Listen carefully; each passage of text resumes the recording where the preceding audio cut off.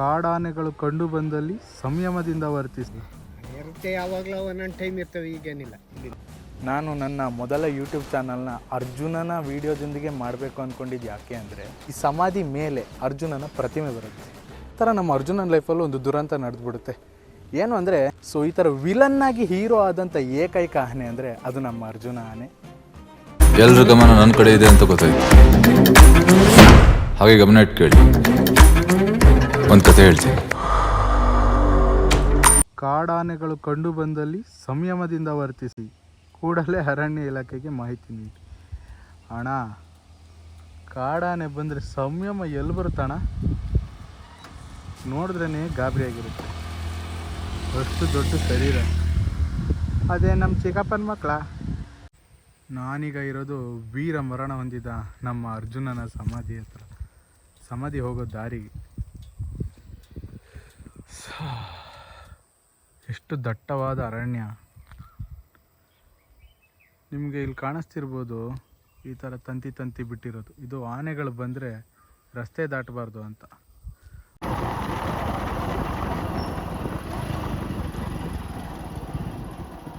ಅಣ್ಣ, ಇಲ್ಲಿ ಅರ್ಜುನ ಆನೆ ಸಮಾಧಿಗೆ ಎಷ್ಟು ದೂರ ಇದೆ?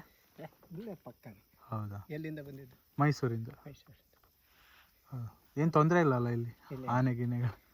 ಹೌದಾ? ಆನೆ ಇರುತ್ತೆ, ಯಾವಾಗಲೂ ಒಂದೊಂದು ಟೈಮ್ ಇರ್ತವೆ, ಈಗೇನಿಲ್ಲ. ಹೌದಾ? ತುಂಬ ಥ್ಯಾಂಕ್ಸ್ ಅಣ್ಣ. ನಿಮ್ಮ ಹೆಸರು? ಕೃಷ್ಣಮೂರ್ತಿ. ಕೃಷ್ಣಮೂರ್ತಿ, ಥ್ಯಾಂಕ್ಸ್ ಅಣ್ಣ. ಎಲ್ಲಿದೆ ನಿಮ್ಮ ವೀರ್ಗಲ್ಲು? ಎಲ್ಲಿದೆ ಆ ನಿಮ್ಮ ಎಲ್ ಡೊರಾಡೋ?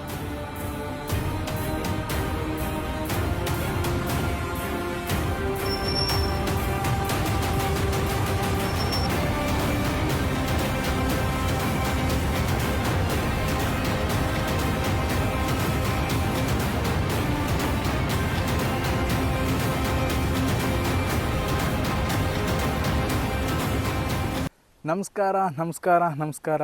ನಾನು ನಿಮ್ಮ ಚೇತನ್ ಬಾಬು ಶೆಟ್ಟಿ. ಕೊನೆಗೂ ನಾನೊಂದು ಯೂಟ್ಯೂಬ್ ಚಾನಲ್ ತೆಗಿಬೇಕು ಅಂತ ಸುಮಾರು ಜನ ಸಜೆಸ್ಟ್ ಮಾಡಿದ್ರು. ನೀನೊಂದು ಯೂಟ್ಯೂಬ್ ಚಾನಲ್ ಮಾಡ್ತೀಯಾ ಅಂತ. ಕೊನೆಗೂ ನಾನು ಮಾಡಬೇಕು ಅಂತ ದೃಢ ನಿರ್ಧಾರ ಮಾಡಿ ಕೊನೆಗೂ ಓಪನ್ ಮಾಡಿದ್ದೀನಿ. ಅದರ ಮೊದಲನೇ ವೀಡಿಯೋ ಹಾಕೋಕ್ಕೇ ನಾನಿವತ್ತು ದೂರದ ಮೈಸೂರಿಂದ ಬಂದಿರೋದು. ಬಂದು ದಟ್ಟ ಅಡವಿಯಲ್ಲಿ ಈಗ ನಾನು ಎಲ್ಲಿದ್ದೀನಿ ಅಂದರೆ, 8 ಬಾರಿ ಅಂಬಾರಿ ಹೊತ್ತು ಮೆರೆದ ನಮ್ಮ ಅರ್ಜುನನ ಸಮಾಧಿ ಹತ್ರ. ಇದೇ ನಮ್ಮ ಅರ್ಜುನನ ಸಮಾಧಿ.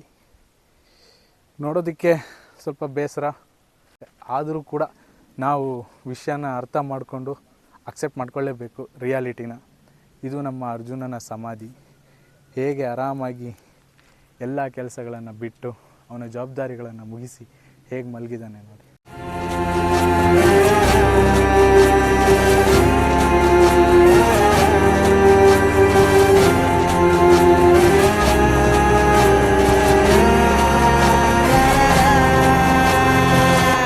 ಸಮಾಧಿ ಕಟ್ಟಕ್ಕೆ ಎಲ್ಲ ರೀತಿಯ ಆಲ್ಮೋಸ್ಟ್ ಸಮಾಧಿ ಆಗಿದೆ.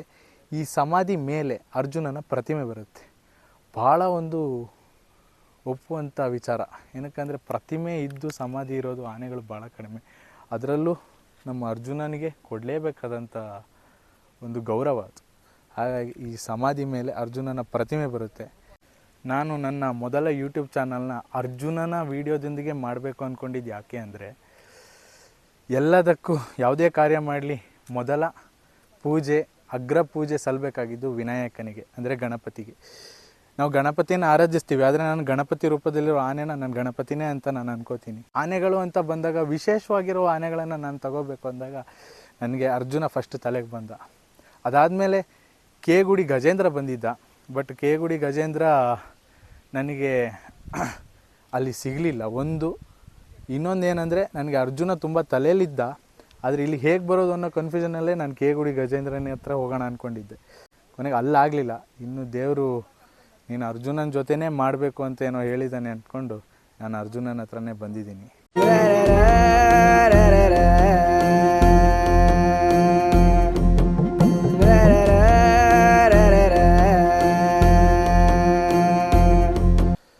ನಮ್ಮ ಅರ್ಜುನ ಹುಟ್ಟಿದ್ದು 1959ರಲ್ಲಿ.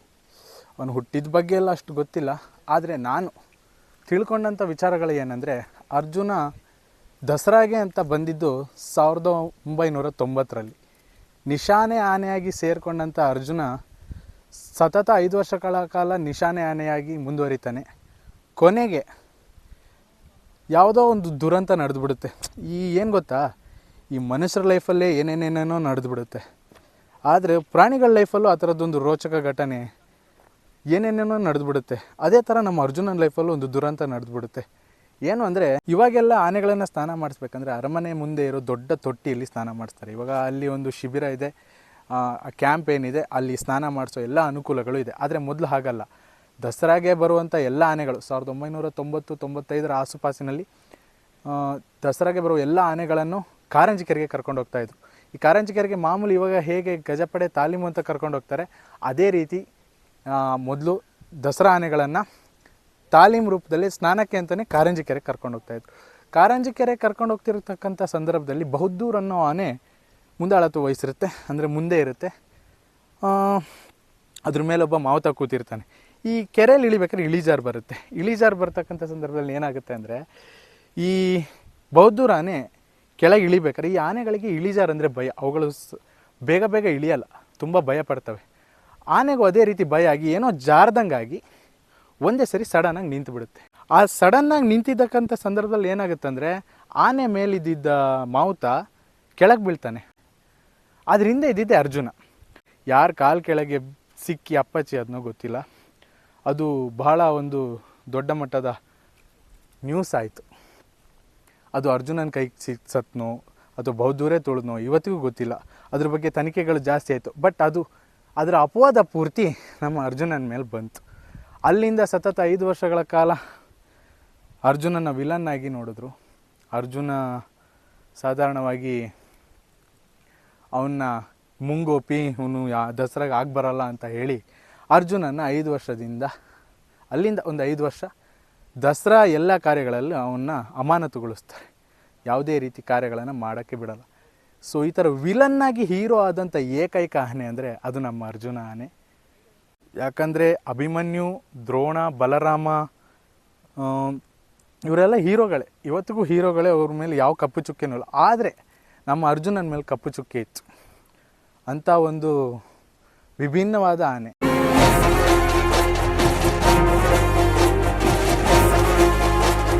ಅರ್ಜುನ ಆನೆ ಎಂಥ ದೊಡ್ಡ ಆನೆ.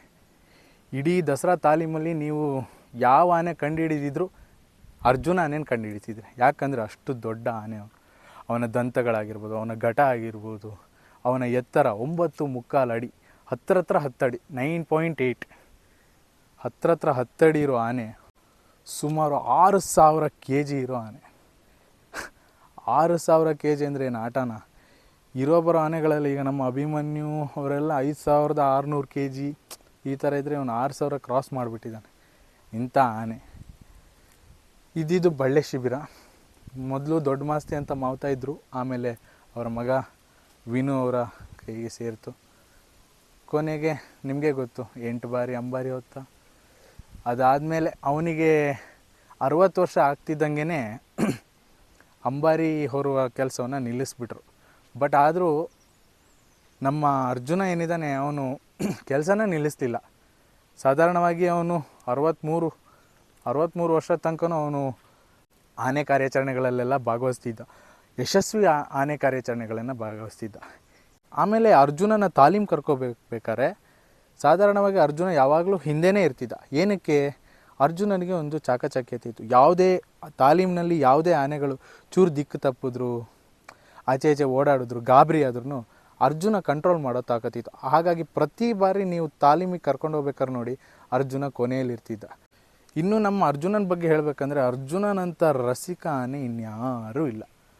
ಅರ್ಜುನ ಎಂಥ ರಸಿಕ ಅಂದರೆ, ಅವನದು ಕಂಡೀಷನ್ ಇದ್ದಿದ್ದು ಒಂದೇ. ಯಾವಾಗ ದಸರಾಗೆ ಕರ್ಕೊಂಡು ಬಂದಾಗ ಅವನಿಗೆ ಕಂಡೀಷನ್ ಇದ್ದಿದ್ದು ಒಂದೇ, ಊಟ ಎಲ್ಲ ಕೊಡಬೇಕು ಒಂದಾದರೆ ಅವನಿಗೊಂದು ಜೊತೆಗಾರ್ತಿ ಇರಲೇಬೇಕಿತ್ತು. ವರಲಕ್ಷ್ಮಿ ಯಾರಾದರೂ ಇಂಥ ಆನೆಗಳು. ಸೊ ಅರ್ಜುನನ ಜೊತೆಗಿದ್ದಷ್ಟು ಅವನು ಆರಾಮಾಗಿರ್ತಾನೆ.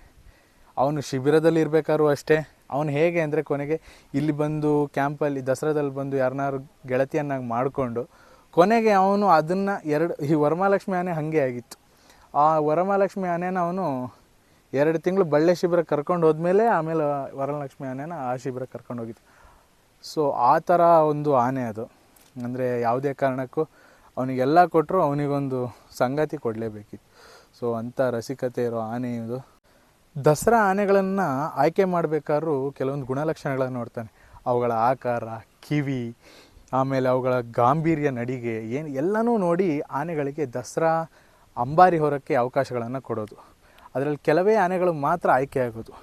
ಬಟ್ ಅರ್ಜುನ ಈ ಒಂದು ವಿಚಾರದಲ್ಲಿ ಅವನು ಹೆವಿ ಸಿಡುಕ, ಅವನು ಮುಂಗೋಪಿ, ಅವನು ಯಾರನ್ನೂ ಕೂಡ ಹತ್ತಿರ ಸೇರಿಸ್ತಿರ್ಲಿಲ್ಲ. ಆ ಆನೆಗೆ ಹೇಗಪ್ಪ ಕೊಡೋದು? ಯಾಕಂದರೆ ಬಲರಾಮ 2011ರಲ್ಲಿ ಅವನು ಕೊನೆ ಬಾರಿ ಅಂಬಾರಿ ಹೊತ್ತಾಗ ತುಂಬ ಸುಸ್ತಾಗಿದ್ದ. ಏಕೆಂದರೆ ಬನ್ನಿ ಮಂಟಪ ಹೋಗೋಷ್ಟ್ರೊಳಗೇ ಅವನಿಗೆ ಭಾಳ ಸುಸ್ತಾಗಿ ಇನ್ನೊಂದು ಹೆಜ್ಜೆ ಇಡೋಕ್ಕೂ ಭಾಳ ಕಷ್ಟ ಆಗ್ತಿತ್ತು. ಅಂಥ ಸಂದರ್ಭದಲ್ಲಿ ಅರಣ್ಯಾಧಿಕಾರಿಗಳು ಯಾರಿದ್ದಾರೆ ಎಲ್ಲ ದೇವ್ರ ಹತ್ರ ಬೇಡ್ಕೊಂಡು, ಅಮ್ಮ ತಾಯಿ ಇದೊಂದು ಬಾರಿ ಈ ಅಂಬಾರಿನ ಬನ್ನಿ ಮಂಟಪ ತಲುಪಿಸ್ಬಿಡು ಸಾಕು ಅಂತ ಕೇಳ್ಕೊಂಡು. ಯಾಕಂದರೆ ಬಲರಾಮನಿಗೆ ವಯಸ್ಸಾಗಿತ್ತು, ಅವನಿಗೆ ಕಣ್ಣು ಕಾಣ್ತಿರ್ಲಿಲ್ಲ, ಒಂದು ಕಣ್ಣು ಕಾಣ್ತಿರ್ಲಿಲ್ಲ.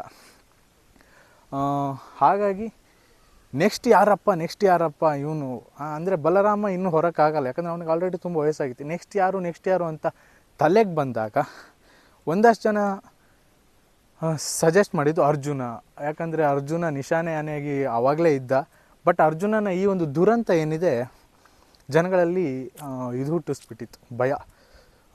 ಅವನು ಅಷ್ಟು ಸುಲಭಕ್ಕಾಗಲ್ಲ, ಅರ್ಜುನ ಆನೆನ ನಾವು ಯಾವುದೇ ಕಾರಣಕ್ಕೂ ದಸರಾ ಅಂಬಾರಿ ಹೊರಕ್ಕೆ ಯೋಗ್ಯನಲ್ಲ. ಏನಕ್ಕಂದರೆ ಅವನು ಮಾಡಿದಂಥ ಮುಂಗೋಪಿ, ಅವನು ಯಾರ ಮಾತು ಕೇಳಲ್ಲ. ಸಡನ್ನಾಗಿ ಅವನು ಏನೇ ನಡಿಗೆ ಇದ್ದರೂ ಅವನು ಸ್ವಲ್ಪ ಮುಂಗೋಪಿ. ಹಾಗಾಗಿ ಈ ದಸರಾ ಆನೆಗೆ ಅವನು ಯೋಗ್ಯನಲ್ಲ ಅಂತ ಕೊನೆಗೆ ದೊಡ್ಡ ಮಾಸ್ತಿ ಅವ್ರನ್ನ ತುಂಬ ಮನವೊಲಿಸಿ, ಇಲ್ಲ ನಾವು ಟ್ರೈನ್ ಮಾಡೋಣ ಅಂದಮೇಲೆ ದಸರಾಗೆ ಆಯ್ಕೆಯಾದಂಥ ಒಂದೇ ಒಂದು ಆನೆ ಅರ್ಜುನ. ಆದರೆ ಇವನ್ನ ಆಯ್ಕೆ ಅಷ್ಟು ಸುಲಭ ಆಗಿರಲಿಲ್ಲ. ಆಯ್ಕೆ ಹೇಗಾಗಿತ್ತು ಅಂದರೆ ಅರ್ಜುನನಿಗೂ ಹಾಗೂ ಬಲರಾಮನಿಗೂ ಇಬ್ಬರಿಗೂ ಕೂಡ 750 kg ತೂಕ ಹಾಕಿ ತಾಲೀಮ್ ಮಾಡ್ತಾರೆ. ಅರ್ಜುನ ಸರಾಗವಾಗಿ ಬನ್ನಿ ಮಂಟಪದವರೆಗೆ ಆರಾಮಾಗಿ ಬರ್ತಾನೆ. ಆದರೆ ಬಲರಾಮ 45 ನಿಮಿಷ ತಗೋತಾನೆ. ಹಾಗಾಗಿ ಕೊನೆಗೆ ಅರಣ್ಯಾಧಿಕಾರಿಗಳಿಗಾಗಿರ್ಬೋದು, ಮಾವುತರಿಗೊಂದು ಕಾನ್ಫಿಡೆನ್ಸ್ ಬರುತ್ತೆ, ನಮ್ಮ ಆನೆ ಅಂಬಾರಿ ಹೊರಕ್ಕೆ ಯೋಗ್ಯನಿದೆ, ಅವನ್ನ ಟ್ರೈನ್ ಮಾಡಿದ್ರೆ ಖಂಡಿತವಾಗ್ಲೂ ಅಂಬಾರಿ ಹೊರ್ತಾನೆ. 8 ಬಾರಿ ಸತತ ಅಂಬಾರಿ ಹೊರ್ತಾನೆ. ಆದರೆ ಅರ್ಜುನನ ಮಾಸ್ತಿ, ಅವರು ದೊಡ್ಡ ಮಾಸ್ತಿ ಅವರೇ ನಂಬ್ತಿರ್ಲಿಲ್ಲ, ಅವನು ತುಂಬ ಮುಂಗೋಪಿ, ಅವನು ಓಡ್ತಾನೆ, ಯಾಕಂದರೆ ಅವನಿಗೆ ತುಂಬ ಕೋಪ ಜಾಸ್ತಿ. ಅವನ್ನ ಹೇಗೆ ಬೆಳೆಸಿದ್ರು ಅಂದರೆ ಶಿಬಿರದಲ್ಲೆಲ್ಲ ಒಂದು ಕಾಡಲ್ಲಿ ಪೆಟ್ರೋಲಿಯಂ ಅಂತ ಮಾಡಿದರು, ಎಲಿಫೆಂಟ್ ಪೆಟ್ರೋಲಿಯಂ. ಅಂದರೆ ಅದು ಏನು ಮಾಡುತ್ತೆ ಅಂದರೆ ಈ ಕಾಡುಗಳನ್ನ ನುಗ್ಗಿದ್ರೆ ಜನರುಗಳನ್ನು ಓಡಿಸೋಕ್ಕೆ, ಅದಾದಮೇಲೆ ನಾಯಿಗಳು ಬಂದರೆ ನಾಯಿಗಳನ್ನ ಓಡಿಸೋಕ್ಕೆ, ಕೆಲವರು ಕಾಡಿಗೆ ಬಂದು ಸುಮ್ಮನೆ ಬೆಂಕಿ ಕೊಡ್ತಿರ್ತಾರೆ. ಹಾಗೆ ಓಡಿಸೋಕ್ಕೆ, ಅವ್ರನ್ನ ಓಡಿಸೋಕ್ಕೆ ಪಳಗಿಸಿ ನಮ್ಮ ಅರ್ಜುನ ಆನೆನ ನಾಯಿಗಳು ದನಗಳು ಓಡಿಸೋಕ್ಕೆ ಪಳಗಿಸಿದಂಥ ಆನೆ ಆಗಿತ್ತು. ಕೊನೆಗೂ ಅವ್ರು ಅರಣ್ಯಾಧಿಕಾರಿಗಳು ಒಪ್ಕೊಂಡ್ರು, ನಾವು ಮಾಡಿದ್ದೆ ತಪ್ಪು, ಯಾಕಂದರೆ ಅವನ್ನ ಆ ರೀತಿ ಬೆಳೆಸಿರಿದ್ದು ತಪ್ಪು ಅಂತ. ಯಾಕಂದರೆ ಅವ್ನು ಬಂದಾಗಲೇ ಅವ್ರನ್ನ ಯಾರನ್ನೂ ಹತ್ರಕ್ಕೆ ಸೇರಿಸ್ತಿರ್ಲಿಲ್ಲ, ಮನುಷ್ಯರನ್ನಂತೂ ಹತ್ರಕ್ಕೆ ಸೇರಿಸಿರಲಿಲ್ಲ. ಯಾರು ಅಪರಿಚಿತರು ಅಂತ ಗೊತ್ತಾದರೆ ಅವನ್ನ ದೂರನೇ ಇಡ್ತಿದ್ದ, ಅಥವಾ ಏನಾರು ಒಂದು ನುಗ್ಗಿ ತಳ್ಳಕ್ಕೆ ಹೋಗ್ತಿದ್ದ. ನಾಯಿಗಳು ದನಗಳು ಎಲ್ಲನೂ, ಯಾಕಂದರೆ ಅವ್ನು ಬೆಳೆದಿದ್ದೇ ಆ ರೀತಿ. ಹಾಗಾಗಿ ಅರ್ಜುನನಿಗೆ ಈ ಜನಗಳ ಸಂಪರ್ಕ, ಪ್ರಾಣಿಗಳ ಸಂಪರ್ಕ ಸ್ವಲ್ಪ ಕಡಿಮೆ. ಅವನು ಏನೇ ಇದ್ರೂ ನುಗ್ಗಿ ಓಡಿಸೋದೊಂದೇ ಕೆಲಸ ಆಗಿತ್ತು. ಹಾಗಾಗಿ ಅರ್ಜುನನ್ನ ಭಾಳ ಭಯ ಪಡ್ಕೊಂಡ್ರು ಅಂಬಾರಿ ಹೊರಕ್ಕೆ, ಆಗುತ್ತೋ ಇಲ್ವೋ ಅಂತ. ಕೊನೆಗೂ ಅವನು ಧೈರ್ಯ ಮಾಡಿ ಕೊಟ್ಟಿದ್ದಕ್ಕೆ 8 ಬಾರಿ ಹೊತ್ತ. ಯಾಕಂದರೆ ವಿಲನ್ ಅಂತ ಪಟ್ಟ ತಗೊಂಡು ನಾಯಕನಾಗೋದು ಭಾಳ ಕಷ್ಟ ಇದೆ. ಇವನು ಒಂದು ಟೈಮಲ್ಲಿ ವಿಲನ್ ಆಗಿದ್ದಲ್ಲ, ನಾನು ಆವಾಗಲೇ ಹೇಳ್ದಂಗೆ ತುಂಬ ವಿಲನ್ ಆಗಿದ್ದ. 8 ಬಾರಿ ಅಂಬಾರಿ ಹೊತ್ತ ಅರ್ಜುನನಿಗೆ ಅವಮಾನ ಮಾಡಬಾರ್ದು, ಅವನ್ನ ದಸರಾದಿಂದ ಆಚೆ ಇಡಬಾರ್ದು ಅನ್ನೋ ಉದ್ದೇಶಕ್ಕಾಗಿ ಅವನ್ನ ನಿಶಾನೆ ಆನೆಯನ್ನಾಗಿ ಆಯ್ಕೆ ಮಾಡ್ಕೋತಾರೆ. ಅವನು ನಿಶಾನೆ ಆನೆಯಾಗಿ ತನ್ನ ಜವಾಬ್ದಾರಿಯನ್ನು ನಿಭಾಯಿಸ್ತಾನೆ. ಕೊನೆಗೆ ಅದೇ ಕೊನೆ ಬಾರಿ ಅವನು ದಸರಾಗೆ ಬರೋದು, ಈ ಭೂಮಿ ಮೇಲೆ ಅವನು ಬದುಕಿತ್ತು. ನೀವು ನೋಡಿರ್ಬೋದು, ಅವನು ನಿಶಾನೆ ಆನೆ ಆಗಿದ್ದಾಗ ಎಷ್ಟು ಚೆನ್ನಾಗಿ ಜನಗಳಿಗೆ ಒಂದು ಎಂಟರ್ಟೈನ್ಮೆಂಟ್ ಕೊಡ್ಕೊಂಡು ಇಡೀ ರಸ್ತೆ ಪೂರ್ತಿ ಅವನ ಒಂದು ಸೊಂಡ್ಲಲ್ಲಾಡಿಸ್ಕೊಂಡು ಜನಗಳಿಗೆಲ್ಲ ವಿಶ್ ಮಾಡೋದಾಗಿರ್ಬೋದು, ಆಶೀರ್ವಾದ ಮಾಡೋದಾಗಿರ್ಬೋದು, ಖುಷಿ ತಲೆ ಎಲ್ಲ ಆಗಿರ್ಬೋದು. ಅದೇ ಕೊನೆ ಬಾರಿ ಅವನ್ನ ನಾವು ಅಷ್ಟು ಖುಷಿಯಾಗಿರೋದು ನೋಡಿ. ಅದಾದಮೇಲೆ ಕಾರ್ಯಾಚರಣೆಗೆ ಅಂತ ಬಂದು ಅದೇನಾಯ್ತೋ ಗೊತ್ತಿಲ್ಲ, ವಿಧಿ ಬರ ಎಲ್ಲ ಕರೆಕ್ಟಾಗಿದ್ದರು. ಯಾವುದೋ ಒಂದು ಆನೆಯನ್ನು ಕಾಪಾಡೋಕ್ಕೋ ಯಾರನ್ನೋ ಕಾಪಾಡೋಕ್ಕೋ ತನ್ನ ಜೀವನ ಬಲಿ ಕೊಟ್ಟ ಅರ್ಜುನ್. ಬಟ್ ಇಲ್ಲಿಗೆ ಬರ್ಬೇಕಾದ್ರೆ ಸ್ವಲ್ಪ ರಿಸ್ಕ್ ಇದೆ, ತುಂಬ ಕಾಡ್ದಾರಿ ಇದೆ. ಒಬ್ಬೊಬ್ಬರೇ ಬಂದರೆ ಅಂತೂ ಭಯ ಆಗ್ತಾನೆ ಇರ್ತೀವಿ, ಎಲ್ಲಿ ಕಾಡಾನೆ ನುಗ್ಗಿಬಿಡುತ್ತೋ, ಎಲ್ಲಿ ಬಂದುಬಿಡುತ್ತೋ, ಹಿಂದ್ಗಡೆಯಿಂದ ಬಂತು ಹೇಳೋಕ್ಕಾಗಲ್ಲ. ಬಟ್ ಇಲ್ಲೆಲ್ಲ ಸೆಕ್ಯೂರಿಟಿ ಇದೆ. ಅಂದರೆ ಈ ತಂತಿಗಳೆಲ್ಲ ಹಾಕಿದ್ದಾರೆ ಸೋಲಾರ್ದು, ಆನೆಗಳು ಬಂದರೆ ಕರೆಂಟ್ ಹೊಡೆದು ವಾಪಸ್ ಹೋಗುತ್ತೆ. ಬಟ್ ಆದರೂ ಒಂಥರ ಭಯ ಇರುತ್ತೆ. ಕಾಡು ಜಾಗ, ಇಲ್ಲೇ ಕಾದಾಟ ಆಗಿದ್ದು, ಇಲ್ಲೇ ಕಾಡಾನೆ ಹಿಡಿಯೋಕ್ಕೆ ಬಂದಿದ್ದು, ಕಾಡಾನೆಗಳು ಇಲ್ಲಿ ಓಡಾಡ್ತಾನೆ ಇರ್ತದೆ, ಎಂಥವನಿಗಾದರೂ ಭಯ ಆಗೇ ಆಗುತ್ತೆ. ಸೊ ಆದರೂ ಅರ್ಜುನ ನಮ್ಮನ್ನು ಕಾಪಾಡ್ತಾನೆ ಅನ್ನೋ ಒಂದೇ ಒಂದು ಧೈರ್ಯದಿಂದ ನಾನು ಇಲ್ಲಿದ್ದೀನಿ. ಆ್ಯಕ್ಚುಲಿ ಸುತ್ತ ಒಬ್ಬನೇ ಇದ್ದೀನಿ, ಅಲ್ಲಿ ಗಾರ್ಡ್ ಗಾರ್ಡ್ ಜೊತೆ ಒಬ್ಬರು ಇದ್ದಾರೆ ಅಷ್ಟೇ. ಬಿಟ್ಟರೆ ಇಲ್ಲಿ ನಾನೀಗ ಒಬ್ಬನೇ ಇರೋದು. ತುಂಬ ಬೇಜಾರಾದ್ರೂ ಅರ್ಜುನನ್ನು ಕೊನೆಗೂ ನೋಡೋಕ್ಕೆ ಬಂದೆ ಅನ್ನೋ ಒಂದು ಖುಷಿ ಇದೆ. ಅವನ್ನ ನೋಡಿಲ್ಲ ಅನ್ನೋದೊಂದು ಭಾಳ ಬೇಜಾರಿತ್ತು. ನಾವು ಮುಂದೆ ಬರುವಂಥ ಆನೆಗಳಿಗೆ ರಕ್ಷಣೆ ಕೊಡ್ಕೊಂಡು ಆದಷ್ಟು ನಿರ್ಲಕ್ಷ್ಯ ಮಾಡದೆ, ಯಾವುದೇ ಕಾರ್ಯಾಚರಣೆ ಆದರೂ ಕೂಡ ನಿರ್ಲಕ್ಷ್ಯ ಮಾಡ್ದೇ ಅವುಗಳ ಕಾರ್ಯಾಚರಣೆ, ಹುಲಿ ಹಿಡಿಯೋದಾಗಿರ್ಬೋದು, ಕಾಡಾನೆ ಹಿಡಿಯೋದಾಗಿರ್ಬೋದು, ಇದೆಲ್ಲ ಬೇಕು. ಯಾಕಂದರೆ ಪಳಗಿರೋ ಆನೆಗಳಿಂದ ಮಾತ್ರ ಸಾಧ್ಯ. ಇವಾಗ ನಂಬರ್ 1 ಸ್ಥಾನದಲ್ಲಿರೋದು ನಮ್ಮ ಅಭಿಮನ್ಯು.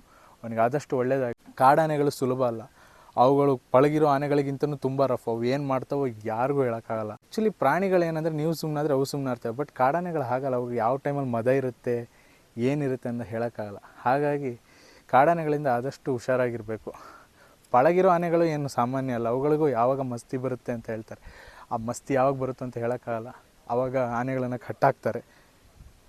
ಮಸ್ತಿಲಿದ್ದಂಥ ಆನೆಗಳನ್ನು ಹತ್ರನೂ ಹೋಗೋದು ಬೇಡ, ಅವುಗಳ ಮಾವುತ ಮಾತ್ರ ಕಂಟ್ರೋಲ್ ಮಾಡೋಕ್ಕಾಗೋದು. ಕೆಲವೊಮ್ಮೆ ಮಾವುತನೂ ಕೈ ಮೀರಿದಾಗ ಅವನು ಕೆಲವೊಂದು ಸಾವನ್ನಪ್ಪಿದ್ದ ಘಟನೆಗಳು ಎಷ್ಟೋ ನಡೆದಿದೆ.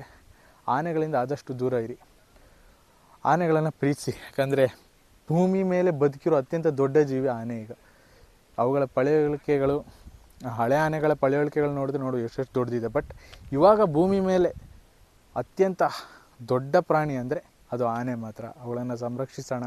ಆ್ಯಕ್ಚುಲಿ ಅವುಗಳು ಮುಗ್ಧ ಜೀವಿಗಳು. ಯಾವುದೇ ಕಾಡು ಪ್ರಾಣಿ ಆದರೂ ಮುಗ್ಧ ಜೀವಿಗಳು. ಅವುಗಳಿಗೆ ಭಯ ಆದಾಗ ಮಾತ್ರ ಮನುಷ್ಯರ ಮೇಲೆ ಅಟ್ಯಾಕ್ ಮಾಡ್ತೀವಿ. ಈಗ ನಾವು ಅಷ್ಟೇ, ನಮಗೇನಾದ್ರು ಭಯ ಆದರೆ ಯಾರನ್ನಾರ ಮೇಲೆ ಅಟ್ಯಾಕ್ ಮಾಡ್ತೀವಿ. ಯಾಕಂದರೆ ನಮ್ಮ ಜೀವ ಉಳಿಸ್ಕೊಳ್ಳೋಕ್ಕೆ ಜೀವ ಬಂದ್ಬಿಡುತ್ತಲ್ಲಿ. ಇದಿಷ್ಟು ನಮ್ಮ ಅರ್ಜುನ ಆನೆಯ ಬಗ್ಗೆ ಹೇಳಬೇಕನ್ಸಿದ್ದು. ಇನ್ನೂ ತುಂಬ ಇದೆ, ಬಟ್ ನನಗೆ ಗೊತ್ತಿದ್ದಷ್ಟು ನಾನು ನಿಮ್ಗೆ ತಲುಪಿಸಿದ್ದೀನಿ. ಸೊ ಇದೇ ಥರ ಬೇರೆ ಬೇರೆ ರೀತಿಯ ವೀಡಿಯೋಗಳು ಬರ್ತಾ ಇರುತ್ತೆ. ಹಾಗಾಗಿ ಸಬ್ಸ್ಕ್ರೈಬ್ ಮಾಡಿ, ಬೆಲ್ ಐಕನ್ನ ಕ್ಲಿಕ್ ಮಾಡಿ. ಇದು ಹೊಸ ಚಾನಲ್ ನಂದು, ಎಲ್ಲರಂತಲ್ಲ ಈ ಶೆಟ್ಟಿ.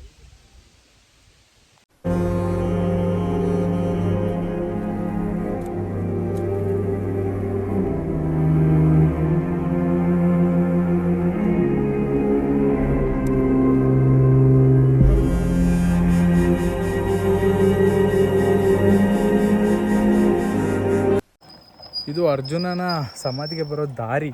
ತುಂಬಾ ರಿಮೋಟ್ ಏರಿಯಾ. ಅಂದರೆ ನಿಮಗೆ ಸಾಧಾರಣ ಬರೋಕ್ಕೆ ಆಗಲ್ಲ. ಅಷ್ಟು ದೂರದಿಂದೆಲ್ಲ ಬರ್ಬೇಕಾದ್ರೆ ಭಯನೇ ಆಗುತ್ತೆ. ಎಲ್ಲ ಆನೆ ಸಡನ್ನಾಗಿ ನುಗ್ಗಿಬಿಡುತ್ತೋ, ಯಾವ ಕಾಡಾನೆ ಎಲ್ಲಿದೆಯೋ ಅಂತ. ಹಿಂದೆ ಬಂತು, ಹಂಗೆ ಹೇಳೋಕ್ಕಾಗಲ್ಲ. ಸೊ ಹಾಗಾಗಿ ಸ್ವಲ್ಪ ಭಾಳ ರಿಮೋಟ್ ಏರಿಯಾ, ಭಾಳ ಹುಷಾರಾಗಿ ಬರಬೇಕು. ಯಾವುದೇ ಕಾರಣಕ್ಕೂ ರಿಸ್ಕ್ ತಗೊಳಕ್ಕೆ ಬರಬೇಡಿ. ಈಗಿಲ್ಲ ಆನೆಗಳಿಲ್ಲ ಅಂದಿದ್ದಾರೆ, ಅದು ಎಲ್ಲಿ ನಿಂತಿರ್ತಾವೋ ಯಾರಿಗೆ ಗೊತ್ತು. ನೋಡ್ಕೊಂಡು ಹೋಗಬೇಕು. ಸೊ ನಾನು ತುಂಬ ಕಷ್ಟಪಡ್ಕೊಂಡು ಬಂದೆ. ಬಟ್ ಇಲ್ಲಿ ಗಾರ್ಡು ಸ್ವಲ್ಪ ಸ್ಟ್ರಿಕ್ಟ್ ಇದ್ದಾರೆ, ಬಿಡಲ್ಲ ಅಷ್ಟು ಸುಲಭಕ್ಕೆ. ನಾನು ಅವ್ರನ್ನ ರಿಕ್ವೆಸ್ಟ್ ಮಾಡಿದೆ, ಸರ್ ದೂರದ ಮೈಸೂರಿಂದ ಬಂದಿದ್ದೀನಿ, ನಾನು ಫಸ್ಟ್ ಯೂಟ್ಯೂಬ್ ಚಾನಲ್ ಓಪನ್ ಮಾಡ್ತಾಯಿದ್ದೀನಿ ಸರ್, ಅರ್ಜುನ ಆನೆ ವೀಡಿಯೋ ಬೇಕಿತ್ತು, ಯೂಟ್ಯೂಬ್ ಬಿಡಿ ಅಂತ ರಿಕ್ವೆಸ್ಟ್ ಮಾಡ್ಕೊಂಡು ಮೇಲೆ ಅವ್ರು ಬಿಟ್ಟರು. ಪಾಪ ದುಡ್ಡೇನು ಇಸ್ಕೊಂಡಿಲ್ಲ ಅವರು. ನಾನು ಕೊಡೋಕೆ ಹೋದ್ರೂ ಅವ್ರೇನು ಇಸ್ಕೊಂಡಿಲ್ಲ. ಸರ್ ಮಾಡಿ ನೀವು ಫಸ್ಟ್ ಅಂತೀರಾ ಅಂತ ಅಂದರು. ತುಂಬ ಖುಷಿ ಆಯಿತು. ಹುಷಾರಾಗಿ ಹೋಗಿ ಸರ್, ಇಲ್ಲ ಆನೆಗಳ ಕಾಟ ಜಾಸ್ತಿ ಇದೆ ಅಂದರು. ಸೊ ಹಾಗಾಗಿ ಬಂದೆ, ನೋಡೋಣ ಏನಾಗುತ್ತೆ ಅಂತ ಮುಂದೆ. ಓಕೆ, ಇದು ಅರ್ಜುನನ ಬಗ್ಗೆ ನನಗೆ ಗೊತ್ತಿದ್ದ ಇನ್ಫಾರ್ಮೇಷನ್ ಅಷ್ಟೇ ನಿಮಗೆ ತಲುಪಿಸಿದ್ದೀನಿ. ಇನ್ನೂ ತುಂಬ ಇದೆ ಅರ್ಜುನನ ಬಗ್ಗೆ, ನಾನು ಅಷ್ಟು ತಿಳ್ಕೊಂಡಿಲ್ಲ. ನಾನು ತಿಳ್ಕೊಬೇಕೋ ಪ್ರಯತ್ನದಲ್ಲೇ ಇದ್ದೀನಿ. ಯಾವುದೇ ವಿಚಾರ ಆದರೂ ಅಷ್ಟೇ, ನೀವು ತಿಳ್ಕೊಳ್ಳೋ ಪ್ರಯತ್ನದಲ್ಲಿ ಇದ್ದೀರಾ ಅಂದರೆ ಒಳ್ಳೆಯದದು. ತಿಳ್ಕೊತಾ ಇರಿ, ಹಾಗೆ ಆ ವಿಷಯನ ಹಂಚ್ತಾ ಇರಿ ಅಷ್ಟೇ. ಧನ್ಯವಾದಗಳು.